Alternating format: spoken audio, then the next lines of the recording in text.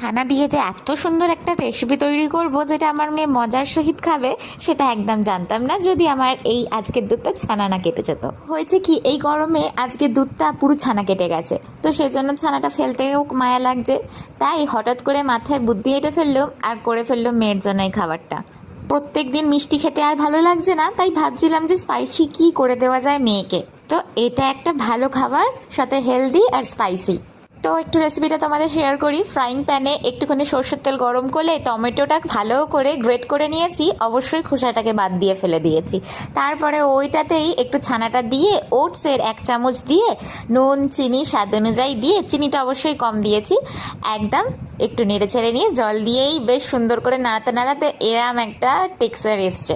যখনই আমি নতুন কিছু তৈরি করি অবশ্যই আমি টেস্ট করে দেখি খেতে ভালো হয়েছে কি না, তবে মেয়েকে খাওয়াই। আর এটা টেস্ট করে দেখলাম সত্যি এটা খুব সুন্দর আর স্পাইসিও হয়েছে, একদম মিষ্টি নয়, নোনতা নোনতা, যেটা আমার মেয়ে খুব সুন্দর করে খেলো। ভালো ভালো এই বাবা, আমার মেয়ে তো 5 স্টার রিভিউ দিল, তাই ভাবলাম তোমাদের শেয়ার করি তোমাদের বেবিদের জন্য।